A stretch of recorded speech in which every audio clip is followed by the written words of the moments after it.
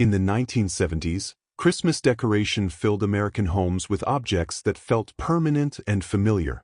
These items were not novelty pieces.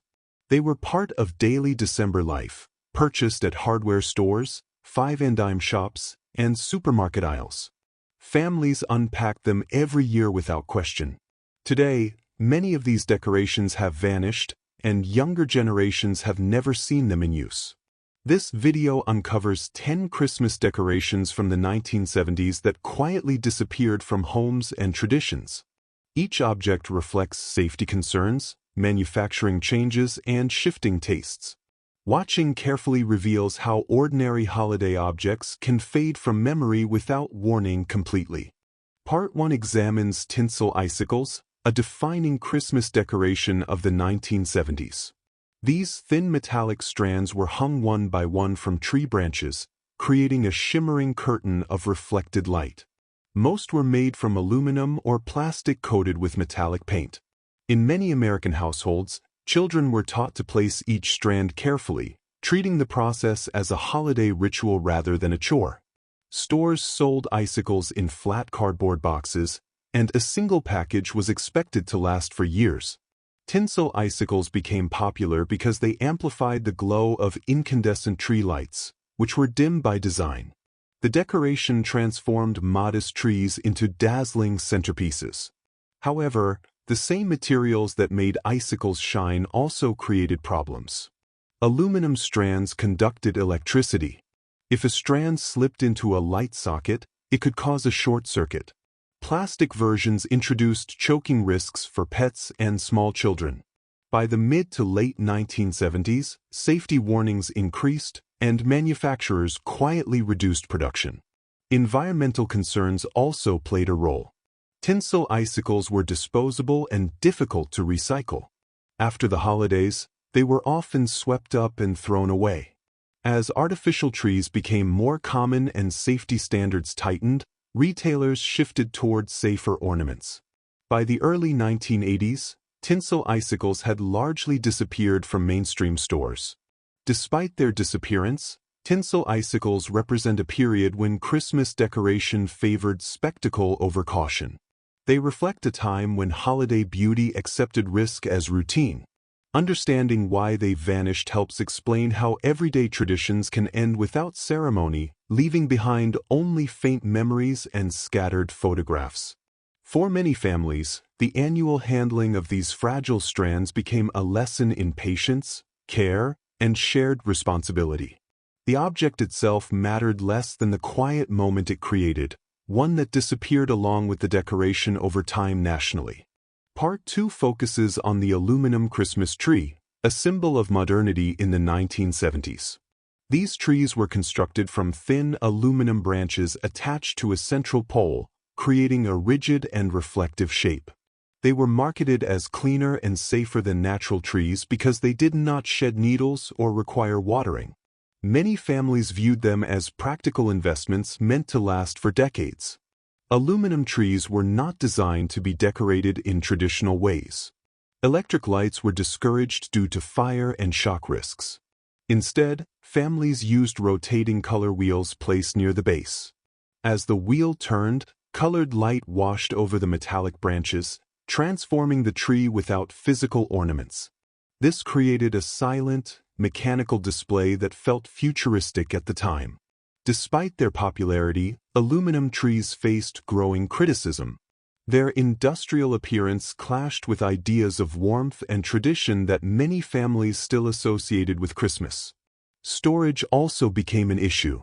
The branches bent easily, and improper packing caused permanent damage. Over time, the reflective coating dulled, reducing the visual effect that justified their use. By the late 1970s, manufacturers reduced production as consumer preferences shifted. Artificial trees made from plastic began to resemble natural evergreens more closely. These newer designs allowed lights, ornaments, and familiar rituals to return. Aluminum trees slowly vanished from living rooms and store displays. The disappearance of the aluminum Christmas tree marked a retreat from cold efficiency toward emotional comfort. It revealed that practicality alone could not sustain a holiday tradition. Christmas decoration needed to feel alive, not engineered, to endure across generations. For households that owned one, the aluminum tree became a quiet reminder of a brief cultural experiment where progress replaced sentiment. When it disappeared, it left behind an understanding that holidays resist permanent reinvention by design and memory. Part 3 examines bubble lights, a Christmas decoration that blended novelty with chemistry. Bubble lights were glass tubes partially filled with colored liquid and mounted over small incandescent bulbs. When heated, the liquid began to boil and rise in slow streams of bubbles.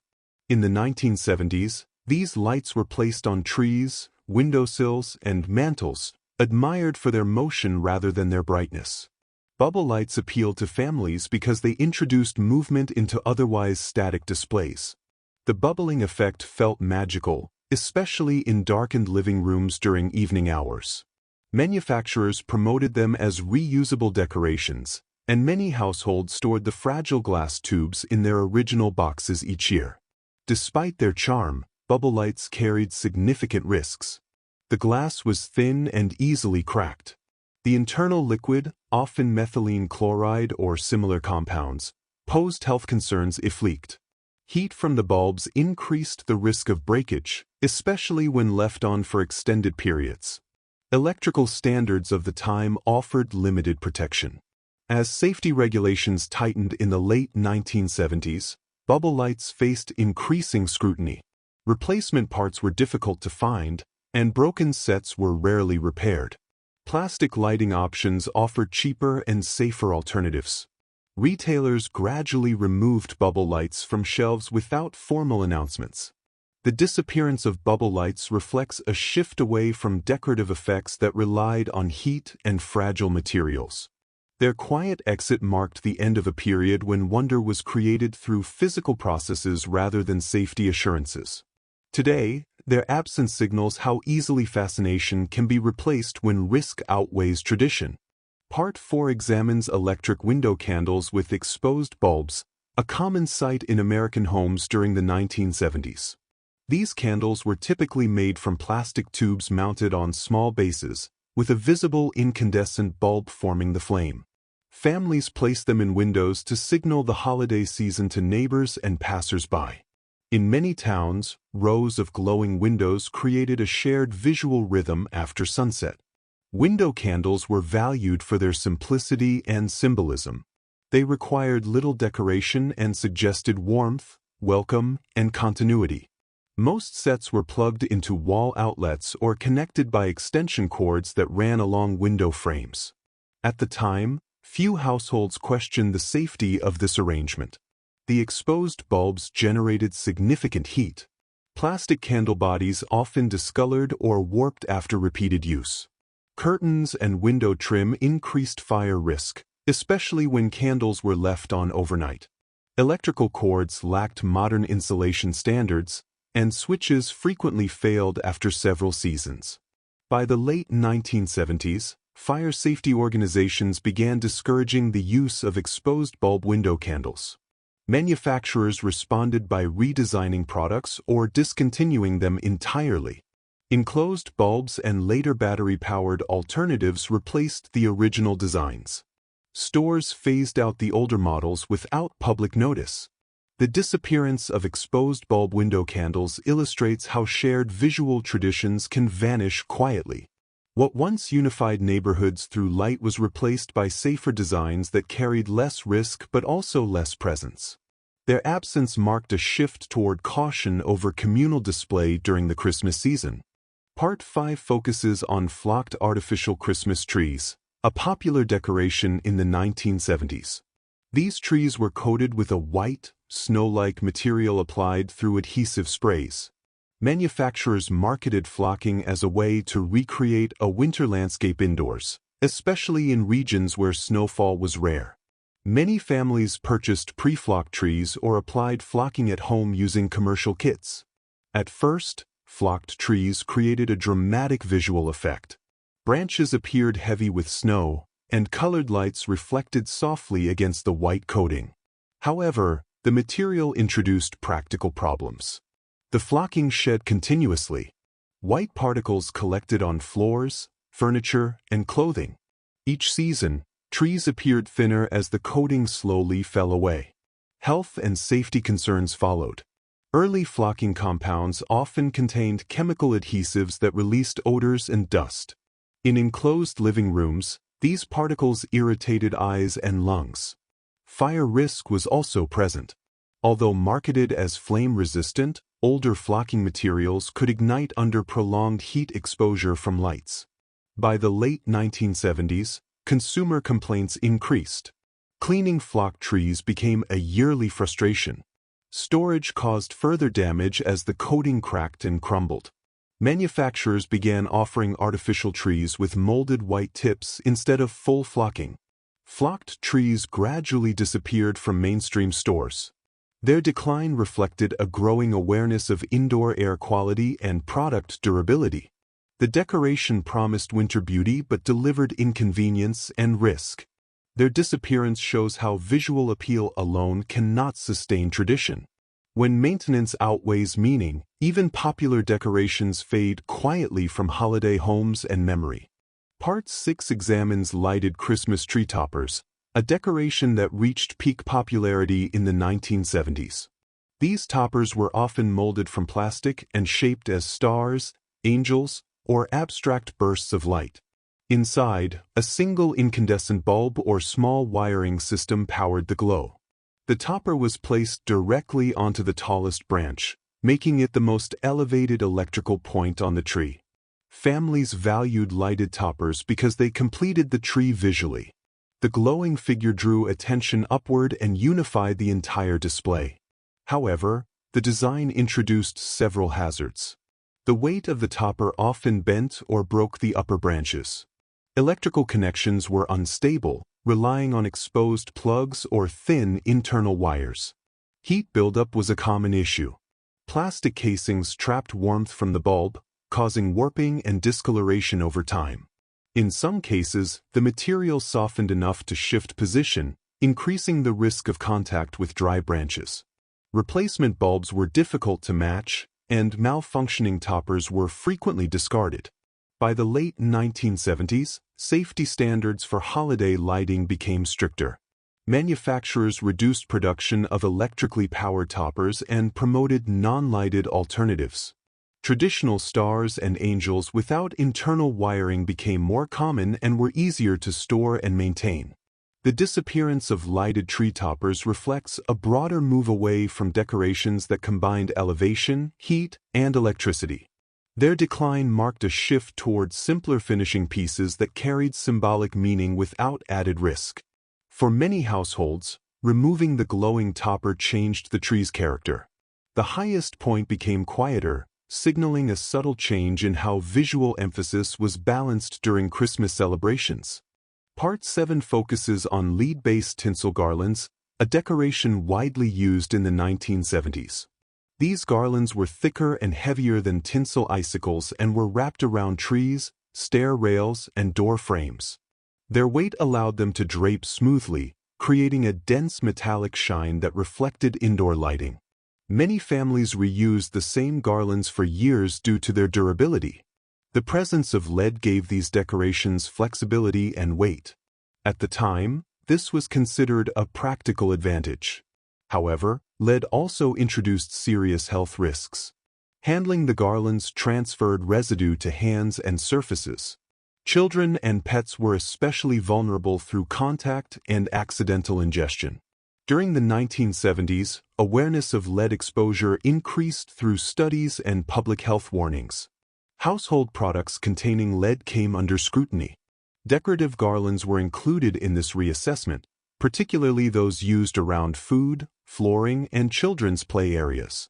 Manufacturers faced growing pressure to remove lead from consumer goods.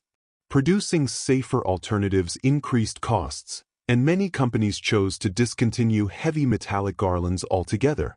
Lighter plastic versions failed to replicate the original appearance and quickly lost popularity.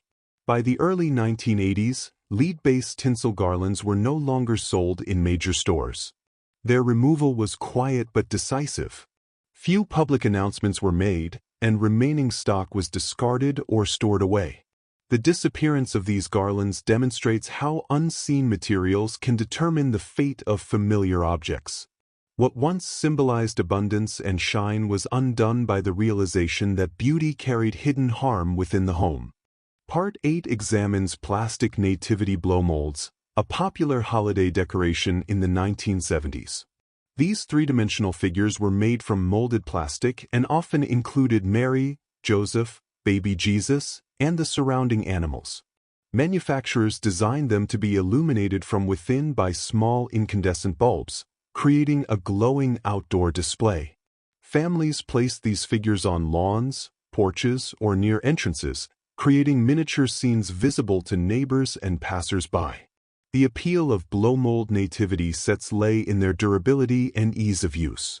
Unlike ceramic or wooden figures, they could withstand rain, snow, and frost. Sets were inexpensive and widely available at department stores, making them accessible to a large portion of the population. Despite their practicality, blow molds carried drawbacks. The plastic used in many sets became brittle over time, especially when exposed to cold weather. Electrical components often failed, and replacement parts were difficult to find. Additionally, oversized or heavy figures occasionally toppled in strong winds, causing breakage or minor injury. By the late 1970s, newer materials and designs began replacing the traditional blow mold figures. Inflatable decorations, which were easier to store and safer for outdoor use, gained popularity. Retailers quietly phased out older blow mold sets without formal announcements, leaving behind only memories and photographs for those who had used them. The disappearance of plastic nativity blow molds highlights the transient nature of holiday decor.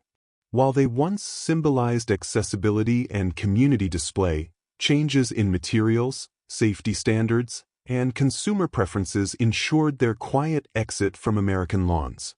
These decorations, once omnipresent, became relics of a very specific era, preserved only in nostalgia and the stories families share each December.